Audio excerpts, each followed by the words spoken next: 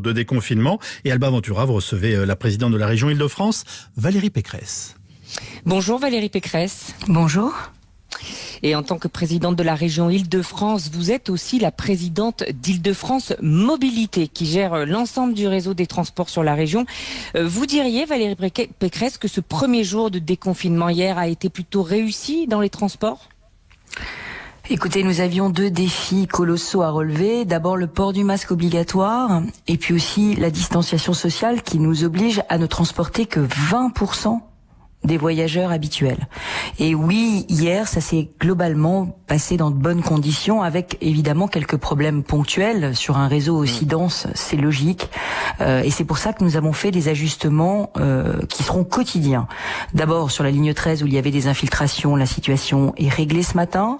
Et puis, nous avons demandé le renforcement des RER B et des RER-D et à la police de commencer les filtrages à l'entrée des gares dès 6 heures du matin, parce que les premiers trains sont particulièrement chargés. Donc vous le voyez, nous surveillons la situation comme le lait sur le feu. Et le déconfinement, ça va être un long chemin semé d'embûches dans les transports en Île-de-France.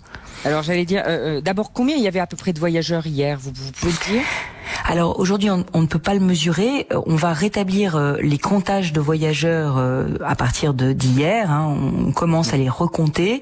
Mais vous savez, c'est un processus qui va être changeant tous les jours. Les entreprises et les écoles vont réouvrir. Donc il va falloir dans les jours qui viennent redoubler de précaution. On s'attend à ce qu'il y ait de plus en plus de voyageurs. C'est pour ça que je continue d'appeler les Franciliens et les appeler solennellement à télétravailler au maximum jusqu'à l'été, à économiser leur transport et à étaler leurs horaires d'arrivée au bureau. C'est impératif. C'est ça, c'est que tant qu'il y a une faible affluence, vous pouvez gérer, si j'ose dire. Absolument. C'est après que ça se corse, c'est s'il y a un afflux massif de voyageurs, et notamment avec l'école à partir d'aujourd'hui ou à partir de demain. Absolument. Hier, ça n'était pas une journée comme les autres. Pour vous donner un seul chiffre, on avait 7 fois moins d'embouteillages hier en voiture que d'habitude. Donc ça veut dire que hier, les Franciliens sont massivement restés chez eux et s'ils peuvent continuer à télétravailler au maximum jusqu'à l'été, ça aidera à déconfiner les transports. De toutes les façons, nous avons prévu une cellule d'ajustement permanent pour renforcer et améliorer l'offre de transport tous les jours. Moi, j'ai demandé à la SNCF et à la RATP que l'on retrouve très rapidement une offre de 100% sur toutes les lignes. J'allais dire, c'est ce que vous demande d'ailleurs Marine Le Pen, qui trouvait aberrant de voir un trafic RATP et SNCF à seulement 70% de ses capacités. Qu'est-ce que vous lui dites ? Je lui dis qu'à part crier au loup, que propose-t-elle ? En fait, le déconfinement dans les transports, c'est une mécanique extrêmement complexe. Donc il y a deux attitudes. Soit on reste les bras croisés et on fait rien, soit on se retrousse les manches et on cherche des solutions. La barrière aujourd'hui, le facteur limitant, c'est le facteur humain. C'est le facteur humain parce que les agents des opérateurs de transport ont des gardes d'enfants à assurer et ils ont aussi des risques de santé. Et donc c'est pour ça qu'on n'est pas à 100% aujourd'hui, on ne sera pas à 100% demain, mais on va progressivement d'ici au 2 juin remonter à 100%. Et par ailleurs, nous allons essayer de mettre les efforts là où ils sont le plus nécessaires, c'est-à-dire sur les 2 ou 3 lignes sur 23 les plus chargées, et c'est là que nous focaliserons nos efforts. On peut estimer qu'il y aura plus d'agents RATP, notamment ceux qui gardaient leurs enfants et qui vont reprendre le chemin du travail avec la réouverture des écoles. Il va y avoir plus d'agents ? Absolument, absolument. Nous avons prévu de remonter à 100% d'offres dans les semaines qui arrivent, mais vraiment d'ici au 2 juin. Donc il va y avoir une augmentation de l'offre, mais néanmoins, il va y avoir toujours énormément de restrictions parce que là où dans un métro on peut transporter 700 personnes d'habitude, nous ne pouvons en transporter avec la distanciation sociale obligatoire que 180. Donc vous voyez une restriction très forte de la capacité des transports en commun.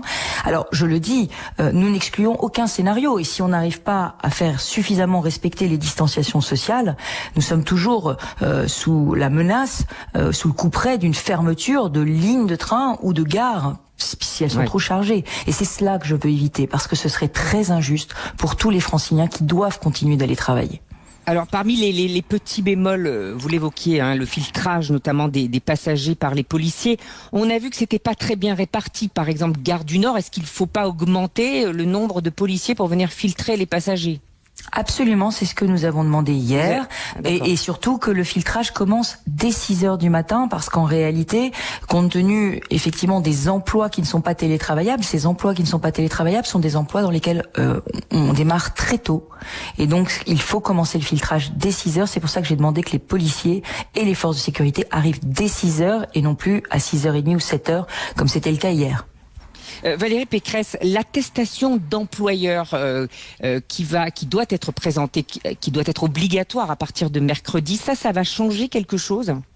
Mais comme je vous l'ai dit, nous nous attendons à ce qu'il y ait progressivement une hausse de la fréquentation des transports. C'est pour ça que le plus raisonnable, ce qui était nécessaire, c'était de réserver en priorité les transports à ceux qui doivent travailler. Et donc entre 6h30 et 9h30 du matin, entre 16h et 19h le soir, la priorité sera donnée à ceux qui auront une attestation employeur et à ceux qui ont des impérieuses nécessités de se déplacer. En dehors de ces heures de pointe, les transports sont évidemment libres d'accès dans les limites de la distanciation sociale. Et si on l'a pas, cette attestation, on est verbalisé ? Non, si on ne l'a pas, on ne pourra pas rentrer sur le réseau de transport. C'est ça l'objectif. L'objectif est celui du filtrage. L'objectif est celui de permettre à tous ceux qui doivent aller travailler de pouvoir être transportés. Et pour cela, nous avons deux outils. Cette attestation employeur, qui donne la priorité aux travailleurs, mais aussi le lissage des heures de pointe. Vous le savez, les entreprises d'Île-de-France ont signé un accord de dialogue social inédit avec la région, avec l'État, pour organiser l'arrivée des salariés entre 6h30 et 10h30 le matin, le départ entre 15h30 et 19h30. C'est très important, ces plages très larges, parce que ça fait des années qu'on les réclame. Dans les pays du Nord, ça permet de réduire les problèmes d'embouteillage et de saturation des lignes. C'est très efficace. Vous le disiez, le point positif, c'est le port du masque. Il y a visiblement une prise de conscience. Quelques bémols là aussi au point de distribution. Est-ce qu'on peut mieux s'organiser pour distribuer les masques aux entrées des métros ou dans les gares ? D'abord, effectivement, une grande satisfaction. 95% des personnes qui sont arrivées dans les gares, j'étais moi-même sur les gares du RER-A, qui est la ligne la plus chargée d'Europe, 1 200 000 voyageurs d'habitude, et 95% des personnes à Cergy, à Châtelet, à Gare de Lyon portaient des masques. Donc ça veut dire que les efforts de pédagogie que nous avons faits ont porté. Ça veut dire aussi que les distributions par la région pendant 3 semaines d'affilée avec tous les maires d'Île-de-France ont été utiles. Mais il n'y a pas de relâchement possible. Pas de relâchement possible sur le port du masque. Et il va falloir continuer à distribuer ces masques. La région continuera la semaine prochaine de distribuer en attendant que les employeurs prennent le relais et aussi que les franciliens puissent en acheter librement et à petit prix. Alors, et c'est pour ça que je vous demandais, masque, attestation, si on l'a pas, est-ce qu'on risque une verbalisation ? Est-ce qu'on risque un PV ? Alors, sur les masques, je vous l'ai dit, on vous les procure. Donc, ceux qui ne les mettent pas, c'est des personnes qui refusent de les porter. Et donc, dans ces cas-là, c'est normal qu'elles soient immédiatement verbalisées parce qu'elles mettent en danger les autres. Pour l'attestation employeur, elle sera contrôlée et filtrée à l'entrée des gares. L'objectif, c'est si vous n'avez pas de motif de vous déplacer, vous ne vous déplacez pas en transport en commun, vous ne prenez pas la place de quelqu'un qui doit aller travailler. On a compris, Valérie Pécresse, que vous étiez très prudente, très vigilante. Vous l'avez dit, pas de trafic dense, pas d'embouteillage hier automobile. En cas de trafic plus important, il faudra mettre en place la circulation alternée comme le demande Anne Hidalgo ? Écoutez, pour l'instant, on en est loin. Ce que nous avons fait, c'est de développer beaucoup d'alternatives à la voiture individuelle. Des centaines de kilomètres de pistes cyclables temporaires ont été dessinés dans toute l'Île-de-France de façon à permettre le doublement de l'utilisation du vélo. On est au printemps, les franciliens ont été confinés, la moitié d'entre eux font des trajets de moins de 7 km et je rappelle que la région met en place une aide de 500 € pour l'achat d'un vélo électrique dès aujourd'hui. Donc effectivement, prenez votre vélo si vous le pouvez et sinon je demande à l'État de réserver encore plus de voies pour le covoiturage. C'est très important. Le covoiturage est autorisé dans cette période. Il est autorisé avec beaucoup de restrictions, c'est-à-dire qu'on ne peut prendre qu'un seul passager à l'arrière et en diagonale. Ça respecte la distanciation sociale et ce passager doit impérativement porter un masque. Valérie Pécresse, l'une de vos préoccupations, c'est aussi le tissu économique de votre région. Un plan de relance, pas avant la fin août, début septembre, dit le ministre Bruno Le Maire. François Asselin de la Confédération des petites et moyennes entreprises, qui était à votre place hier, dit non, ça doit être avant l'été. Vous le suivez ? Ah oui, je partage complètement les préoccupations de nos artisans.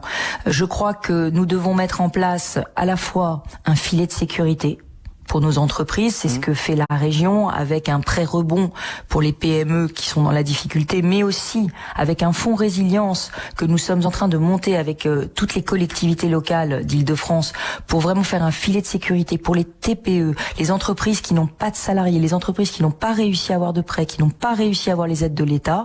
Donc nous allons leur fournir des avances remboursables à taux zéro, montant maximum de